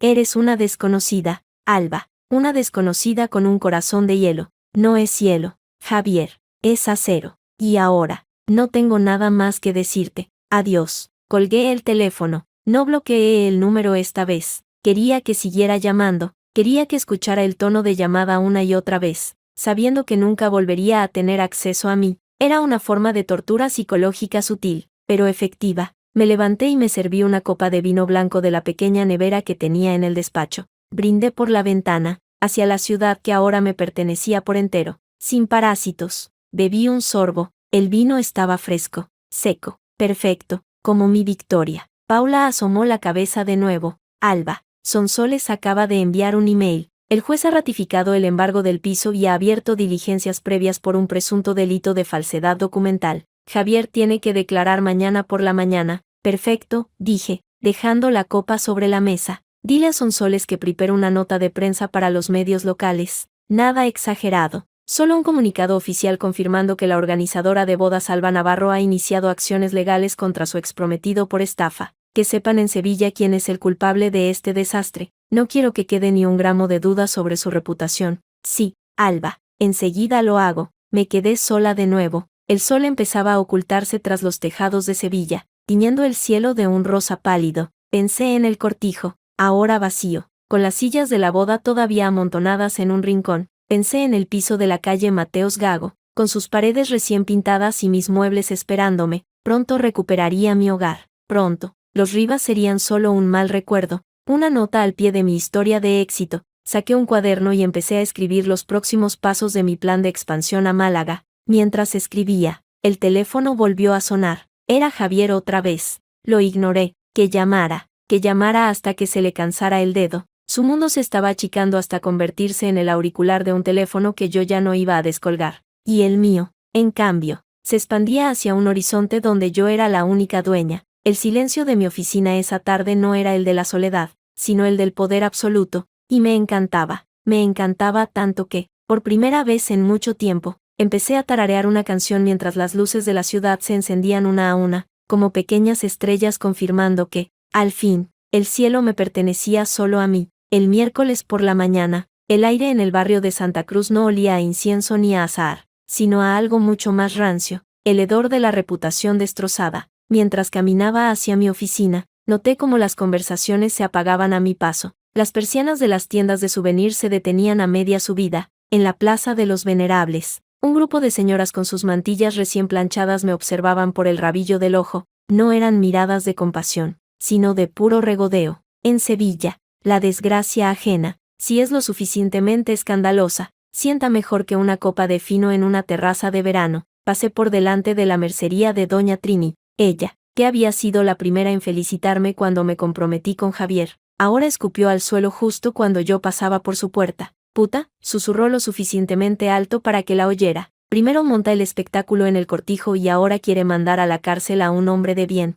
y encima lleva los pantalones. ¿Qué tiempos estos? No me giré, ni siquiera aceleré el paso. Me limité a sacar mi móvil y marcar el número de Sonsoles mientras cruzaba la calle. Sonsoles. Soy Alba. Doña Trini acaba de insultarme desde su puerta en Santa Cruz. Quiero una orden de alejamiento contra ella también si vuelve a acercarse a menos de 100 metros de mi oficina. Y dile a tu investigador privado que necesito pruebas de todas las transacciones que Irene hizo con mi dinero desde el piso. Si ha vendido algo, quiero el dinero de vuelta o una denuncia por hurto. Colgué sin esperar respuesta. Había dejado de importarme lo que pensaran las Trinis de este mundo. Mi único objetivo era la precisión del hachazo legal. Cuando llegué a la oficina, Paula tenía los ojos como platos frente a la radio encendida. Alba, pon atención, dijo, subiendo el volumen. La voz del locutor de Canal Sur sonaba con esa entonación melodramática que solo los periodistas locales saben usar. Y según fuentes del registro de la propiedad, la organizadora de bodas Alba Navarro ha interpuesto una demanda millonaria contra su exprometido,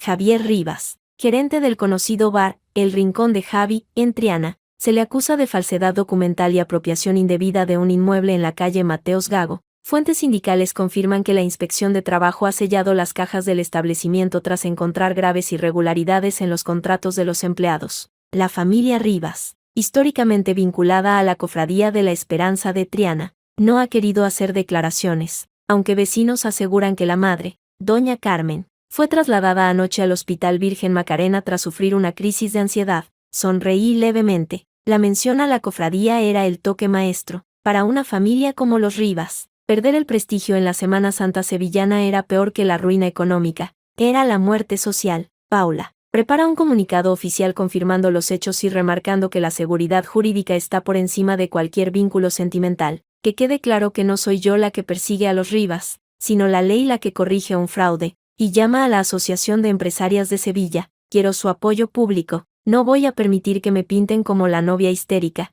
Soy una profesional defraudada. No tuve que esperar mucho para el siguiente acto de esta farsa. Media hora después, el timbre de la puerta sonó con una urgencia desesperada. Antes de que Paula pudiera reaccionar, la puerta de cristal se abrió de golpe. Irene entró tambaleándose, con Lucía envuelta en una manta sucia. Olía a sudor rancio y a leche agria. Irene no llevaba el vestido blanco de parodia nupcial, sino unos tejanos raídos y una camiseta que le quedaba grande. Tenía los ojos hinchados y el pelo enmarañado. Alba, gritó, ignorando por completo a Paula. Se dejó caer de rodillas frente a mi mesa, arrastrando a la niña con ella. Por favor, perdón, he sido una estúpida. Javier me manipuló, me dijo que el piso era un regalo de bodas para que me sintiera segura y yo, como una imbécil, le creí. No sabía que era tu dinero, te lo juro por la salud de Lucía. Intentó aferrarse a mis piernas, pero retiré la silla hacia atrás con un chirrido seco. Me incliné hacia ella, con los codos apoyados en el escritorio,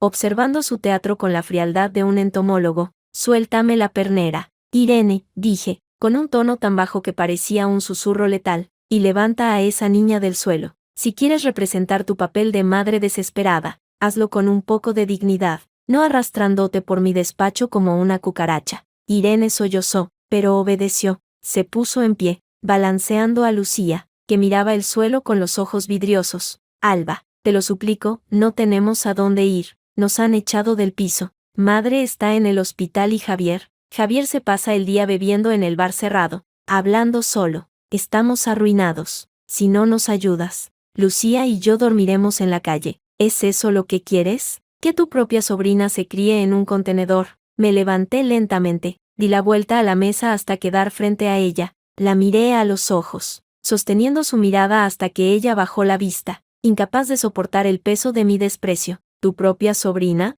repetí, con una risa seca. No tengo sobrinos, Irene, solo tengo una hermana política que intentó robarme mi casa con una falsificación. Y respecto a Lucía, tú eres la que la metió en este lío al aceptar un piso robado. Yo no le debo nada a nadie, mis impuestos ya pagan escuelas infantiles y comedores sociales. Si quieres ayuda, acude a los servicios sociales del ayuntamiento, pero no aquí. Este despacho es sagrado para mí, es donde trabajo, no donde se cobija la gente que me apuñaló por la espalda. Eres un monstruo, siseó Irene, con la cara deformada por el odio. Te crees superior porque tienes un negocio y un título, pero sin Javier, no eres nada. Él te daba estabilidad. ¿Y ahora qué? ¿Vas a morirte sola con tus facturas y tus contratos? Sin Javier, soy libre, corregí, y prefiero morir sola y rica que vivir rodeada de parásitos y arruinada. Ahora, fuera de mi oficina antes de que llame a la Policía Nacional. Y te advierto una cosa, si vuelves a usar a Lucía como escudo humano o intentas dejarla en mi puerta, presentaré una denuncia por abandono de menor contra ti, y créeme, con mis pruebas, te quitarán la custodia antes de que puedas decir, juez. Irene palideció. La amenaza de perder a su hija era el único golpe que realmente temía.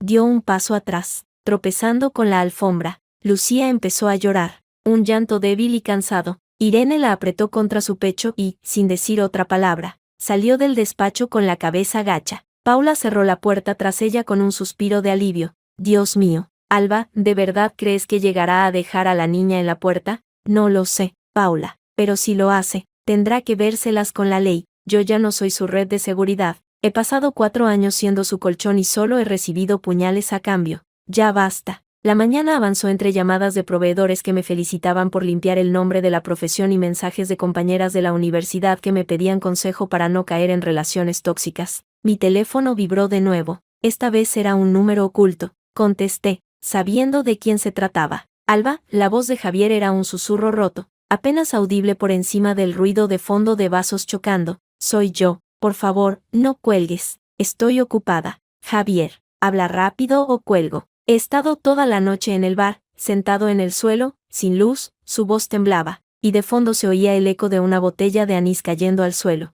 Irene se ha ido. Madre me ha dicho que no vuelva a casa. Me han cortado el agua y la luz. Alba, por el amor de Dios, tengo hambre, no tengo un euro. Todo el mundo me cierra la puerta en Triana. Incluso los del almacén de vinos me han echado a escobazos. ¿Qué he hecho? ¿En qué me he convertido? Escuché su respiración jadeante, el sonido de sus lágrimas golpeando lo que supuse que era el suelo de linóleo de su bar. Sentí una punzada, una minúscula traza de la Alba antigua que todavía latía en algún rincón oscuro de mi pecho, pero la ahogué rápidamente. Recordé la escritura falsa, recordé cómo me quitó las llaves de mi propia casa, recordé el desprecio en sus ojos cuando me decía que debía ser tranquila. ¿Qué has hecho, Javier?, pregunté, con una calma quirúrgica. Has confundido mi generosidad con debilidad. Has creído que tu apellido te daba derecho a mi sueldo. Has usado a tu hermana y a tu madre como armas para someterme. Y ahora, estás cosechando lo que sembraste, el vacío. No tengo comida para ti, no tengo dinero para ti y, sobre todo, no tengo piedad para ti. Te sugiero que busques a tu madre en el hospital o a tu hermana en la casa de alguna amiga, pero no me busques a mí. Entre tú y yo ya no hay nada, ni siquiera rencor, solo indiferencia. Pero, ¿y nosotros? ¿Y nuestra historia? Gimió. Te amaba, Alba, te lo juro por mi vida. Solo cometí un error con el piso. No fue un error, Javier, fue un plan ejecutado con la incompetencia que te caracteriza. Un error es romper una copa, lo tuyo fue intentar robar un banco con una nota de color rosa. Eres un aficionado, y los aficionados siempre terminan quemados. Ahora, disfruta de tu nueva vida, la vida que construiste sobre mis espaldas. Debe ser reconfortante saber que, por fin, tienes el bar todo para ti. Oh, espera, ya no tienes bar. Adiós, Javier. Colgué el teléfono con un golpe seco. No bloqueé el número esta vez. Quería que siguiera llamando. Quería que escuchara el tono de llamada una y otra vez, sabiendo que nunca volvería a tener acceso a mí. Era una forma de tortura psicológica sutil, pero efectiva. Por la tarde, recibí una visita inesperada. No fue Irene ni Javier, sino el padre de Javier, el señor Rivas, un hombre que apenas había visto en 4 años porque se pasaba el día en el campo de golf de Montecastillo. Entró en la oficina con el porte de quien aún cree que el mundo le debe una reverencia, aunque su traje oliera a naftalina y sus zapatos estuvieran deslustrados. Alba, dijo, con una voz que intentaba ser autoritaria pero que temblaba ligeramente, necesito hablar contigo, en privado. Le indiqué con un gesto que tomara asiento frente a mi mesa. Paula salió discretamente, cerrando la puerta. El señor Rivas se sentó, ajustándose los puños de la camisa. Esto es una locura, empezó, sin preámbulos. Mi mujer está en el hospital, mi hijo está hundido, mi hija está en la calle, y todo porque tú decidiste montar un espectáculo en tu boda. Eres una mujer dura, Alba, demasiado dura para un hombre como Javier. Señor Rivas, su familia ha estado intentando robarme durante 4 años.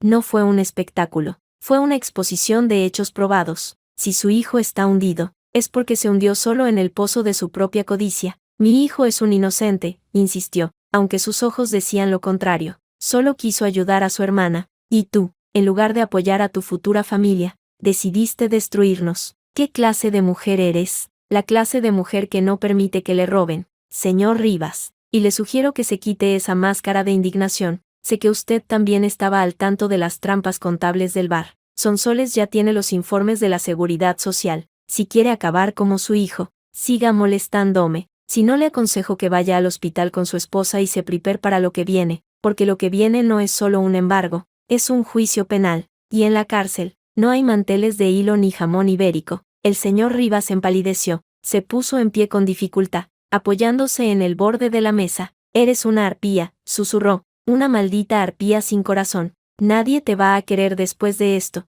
Es posible, respondí, levantándome también y señalando la puerta, pero al menos yo tendré mi corazón intacto y mi cuenta corriente a salvo, algo que su familia no podrá decir dentro de 6 meses. Buenos días, señor Rivas. No se moleste en despedirse de Paula. Salga por donde ha entrado. Lo vi marcharse, con los hombros caídos y el paso cansino. Era el patriarca de una estirpe que se extinguía ante mis ojos, y yo no sentía nada, ni satisfacción, ni pena, solo una limpieza absoluta, como si hubiera borrado un virus de mi sistema operativo. Cuando me quedé sola, miré por la ventana. En la calle, un grupo de turistas pasaba riendo, ajeno a mi tormenta. Saqué el informe de tasación del piso de la calle Mateos Gago. Lo había pedido esa misma mañana. El valor había subido, a pesar de la crisis. Era una fortaleza financiera, pero mientras lo miraba, sentí que ese piso ya no era mi hogar. Estaba contaminado por las huellas digitales de los Rivas, por las mentiras de Irene, por el sudor de Javier. Marqué el número de mi agente inmobiliario. Manolo, soy Alba, con el piso de Mateos Gago a la venta. Precio de mercado. No aceptes menos. Quiero liquidez, no recuerdos. Y busca algo para mí en la costa. Málaga, Marbella, donde no conozcan a los Rivas. Necesito un cambio de aires radical. Pero Alba, ese piso es una joya, lo compraste con tanto cariño. El cariño se acabó, Manolo. Ahora solo hay negocios. Véndelo, y rápido. Colgué. Me serví una copa de vino blanco de la pequeña nevera que tenía en el despacho. Brindé por mi reflejo en el cristal de la ventana. La mujer que me devolvía la mirada ya no era la novia de nadie. Era Alba Navarro, la mujer que se había librado de un cáncer social llamado Rivas. Y mientras el sol de la tarde teñía el cielo de un rosa pálido sobre los tejados de Sevilla, supe que el eco de la ruina de ellos sería el himno de mi libertad. Ya no necesitaba su aprobación, su amor ni su dinero, solo necesitaba mi paz. Y esa paz tenía un precio, la ausencia total de los Rivas en mi vida, un precio que estaba más que dispuesta a pagar. Y así, con el sabor del vino en los labios y la certeza de mi poder en el alma, comprendí que el verdadero éxito no es casarse en un cortijo lujoso, sino salir de él con tu dignidad intacta y tu futuro en tus propias manos. El resto, como los Rivas, era solo ruido. y yo ya había aprendido a ignorarlo. El sol de la Malagueta no pegaba con la saña húmeda del de Sevilla, pero aún así, al salir del taxi frente a la puerta de mi nueva oficina, noté como el calor me subía por las mangas de la americana de lino, miré la fachada de piedra arenisca, el cartel, aún envuelto en plástico, esperaba a que lo descubrieran. Segundas oportunidades Bahía Alba Navarro. No era un hombre que buscara la belleza poética, buscaba la verdad funcional. Había pasado de organizar sueños ajenos a gestionar pesadillas personales. Y en Málaga, el aire olía a salitre y a libertad, no a azahar rancio y chantaje emocional. Paula, que había aceptado el traslado sin dudarlo, su lealtad era la única que me llevé de Sevilla. Salió con una carpeta bajo el brazo.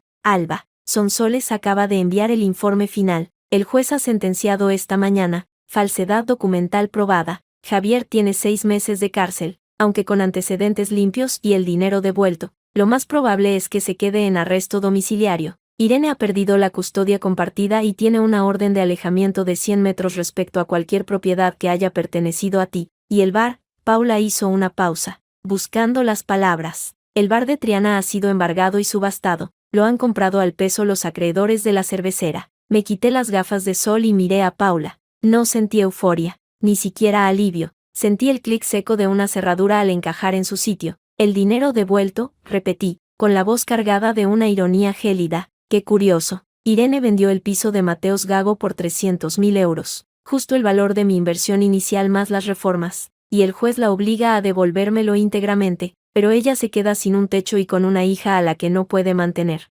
¿Sabes qué es lo más triste, Paula? Que si me hubieran pedido el dinero prestado, se lo habría dado, pero elegir la ruta de la falsificación, eso no tiene perdón. Ha sido un escándalo total en Triana, continuó Paula, bajando la voz. Dicen que Javier se pasa los días sentado en la puerta del bar cerrado, con una bolsa de plástico con sus cosas. Doña Carmen ha vuelto del hospital, pero ya no sale de casa. Irene está en un piso de acogida en la calle San Jacinto. Ayer la vi comprando en el Mercadona con el carro roto. No tiene ni para un café en la barra de la esquina. Que les sirva de lección, dije, empujando la puerta de la oficina. Y ahora, olvídate de ellos. Tenemos una inauguración en 1 hora y no quiero que el nombre de los Rivas ensucie este suelo nuevo. Si vuelven a llamar, contesta tú. Yo ya no tengo tiempo para fantasmas. La oficina olía a pintura fresca y a café de máquina. Era un olor a futuro. Me senté en mi sillón de cuero blanco y encendí el ordenador. Tenía 10 correos nuevos. 8 de ellas eran de mujeres que habían leído mi historia en la prensa local, como cancelar una boda y no morir en el intento,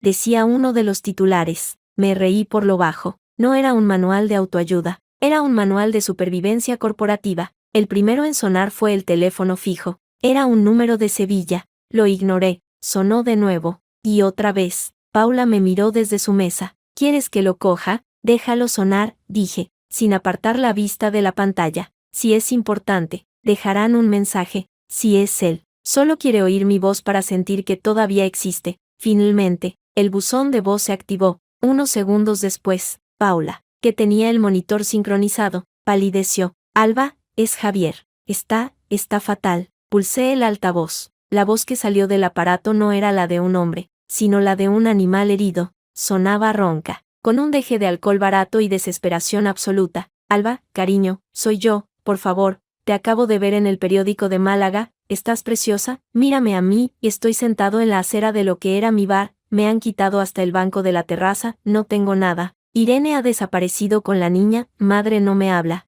Alba, por el amor de Dios, dime algo, te devolveré hasta el último céntimo, te prometo que seré otro, que iremos a misa los domingos, que no te diré una palabra más sobre mi familia, solo contéstame, un mensaje, un hola, por favor, no puedo vivir sin tu voz. El mensaje terminó con un sollozo ahogado y el sonido de un coche de la policía local pasando cerca. Lo escuché 2 veces. La primera, con la frialdad de una analista. La segunda, buscando el menor rastro de la mujer que una vez amó a ese hombre. No lo encontré, solo vi a un parásito que, al quedarse sin huésped, se estaba muriendo de inanición. Borra ese mensaje, Paula, ordené, y bloquea el número definitivamente. No quiero que el sonido de su miseria vuelva a entrar en este despacho. Pero Alba, suena tan que, patético, la interrumpí, girando mi silla para quedar frente a ella. Paula, escúchame bien. Ese hombre me robó mi casa, falsificó mi firma y me trató como a un objeto durante 4 años. Su te amo ahora no vale nada. Es el canto de sirena de un náufrago que quiere arrastrar a otro barco consigo.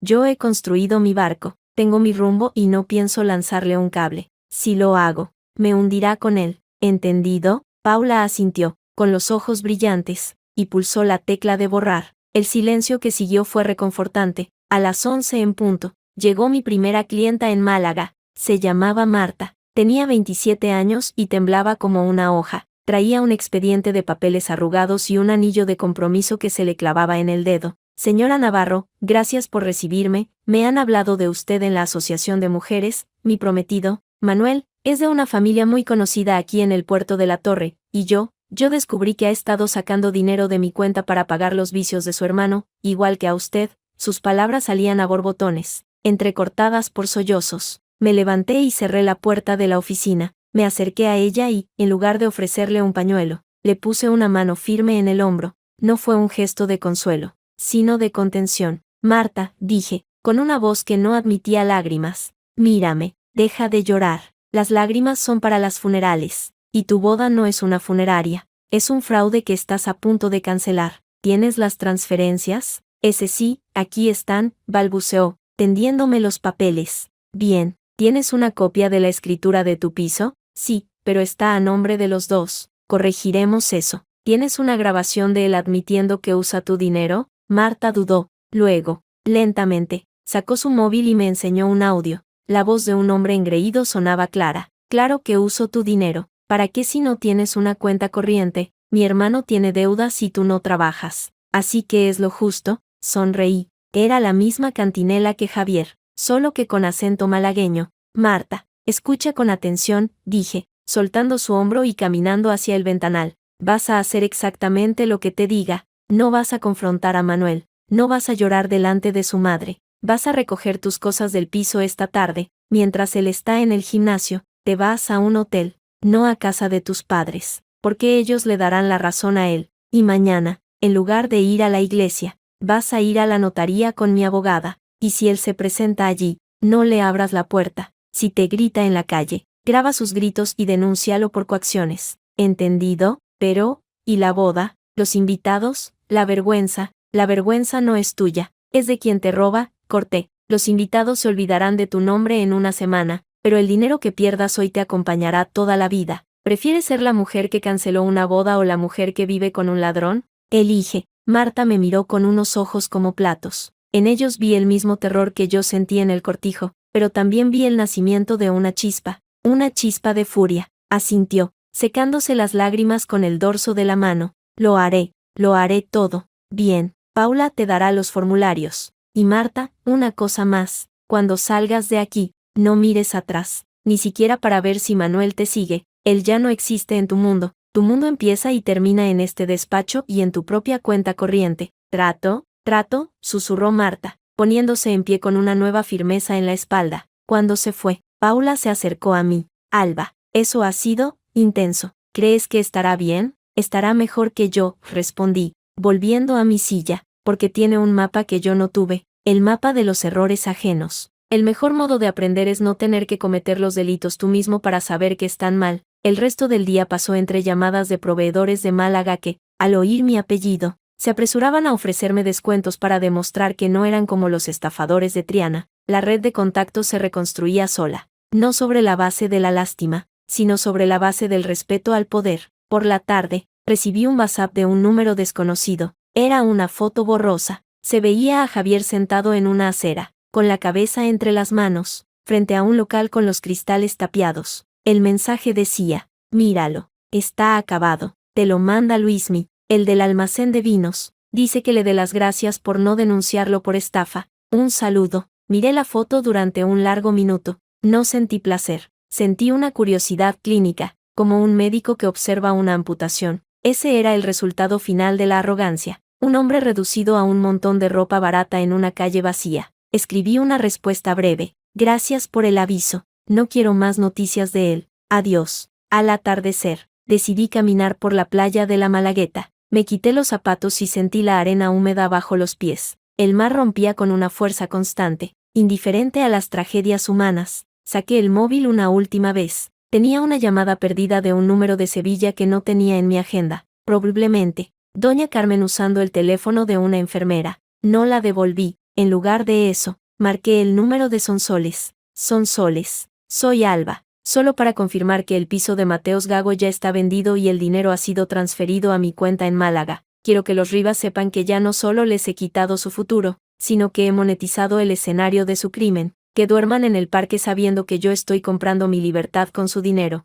Alba, a veces me das miedo, respondió Sonsoles con una risa seca. Pero tienes razón, la justicia es ciega, pero tú le has puesto unos prismáticos muy caros. El dinero ya está en tu cuenta. Los Rivas han sido notificados de que no pueden acercarse a ti ni a un radio de 500 metros de cualquier propiedad tuya. Están acabados. Gracias, Sonsoles. Nos vemos el mes que viene para el brindis de la nueva oficina. Allí estaré. Y Alba, bienvenida al club de las mujeres que no necesitan un hombre para pagar sus facturas. Colgué, guardé el móvil en el bolsillo de mis pantalones. Me quedé allí, bajo el farol de la playa, mientras el viento del mar me revolvía el pelo. No necesitaba mirar atrás para saber que mi pasado estaba muerto. Javier estaba en una acera de Triana, Irene en un piso de acogida y doña Carmen en una cama de hospital. Yo estaba en la costa, con el sabor del aire limpio en los labios y el peso de mi propio destino en las manos. Un grupo de jóvenes pasó corriendo, riendo, con un balón de playa. Me esquivaron por poco. Uno de ellos se giró y me gritó: «Guapa, ¿vienes a jugar?». Sonreí,